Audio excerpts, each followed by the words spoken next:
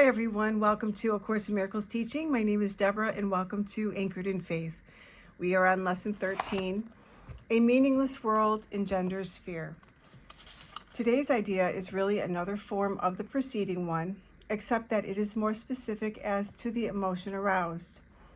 Actually, a meaningless world is impossible. Nothing without meaning exists. However, it does not follow that you will not think you perceive something that has no meaning.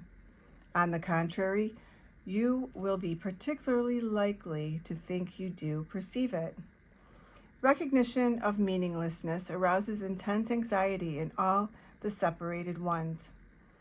It represents a situation in which God and the ego challenge each other as to whose meaning is to be written in the empty space that meaninglessness provides. The ego rushes in frantically to establish its own ideas there, fearful that the void may otherwise be used to demonstrate its own impotence and unreality. And on this alone, it is correct. It is essential, therefore, that you learn to recognize the meaninglessness and accept it without fear. If you are fearful, it is certain that you will endow the world with attributes that it does not possess, and crowd it with images that do not exist. To the ego, illusions are safety devices, as they must also be to you who equate yourself with the ego. The exercises for today, which should be done about 3 or 4 times, for not more than a minute or so at most each time, are to be practiced in a somewhat different way from the preceding ones. With eyes closed, repeat today's idea to yourself. A meaningless world engenders fear. Then open your eyes and look about you slowly, saying, I am looking at a meaningless world. Repeat this statement to yourself as you look about. Then close your eyes and conclude with, a meaningless world engenders fear because I think I am in competition with God. You may find it difficult to avoid resistance in one form or another to this concluding statement, which form such resistance may take. Remind yourself that you are really afraid of such a thought because of the vengeance of the enemy. You are not expected to believe this statement at this point and will probably dismiss it as preposterous. Note carefully, however, any signs of overt or covert fear which it may arouse. This is our first attempt at stating an explicit cause and effect relationship of a kind which you are very inexperienced in recognizing. Do not dwell on the concluding statement and try not even to think of it except during the practice periods. That will suffice at present. I'm now going to read the commentary from Jesus, channeled through Tina Louise Spalding. A meaningless world engenders fear.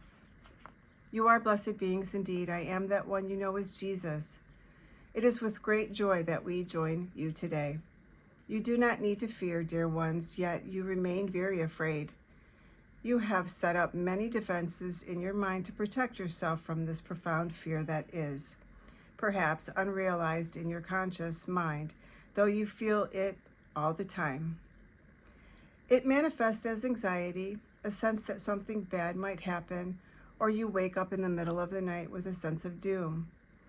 These hidden fears dwell beneath the surface of what you consider your personality. It is important not to rush through the deconstruction of some of these ideas. Your personality, who you think you are, your self-concept, is built on some fragile, shifting, and contradictory ideas. They are unloving and untrue ideas deep in your consciousness. So we must do these lessons as prescribed so that you do not become destabilized.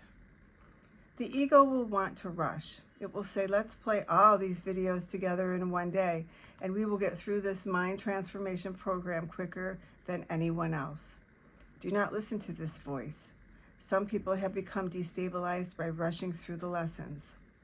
The lessons are not something to fear. Oh no. They take on They take you on a path to peace, a greater connection with knowledge, and all kinds of wonderful experiences. But if you do them too quickly, if you rush through them thinking you know better than the designer of these lessons, then you use the unhealed mind to shift and change the curriculum. You do not ask a student in a university classroom to take over the professor's teaching, so do not do that here. Bring a healthy sense of humility to these lessons. Do them as described, gently and kindly, and follow the directions perfectly.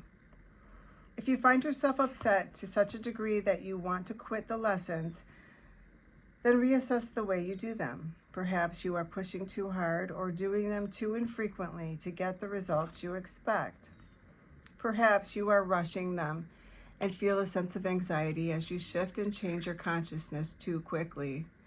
You will not feel bad if you do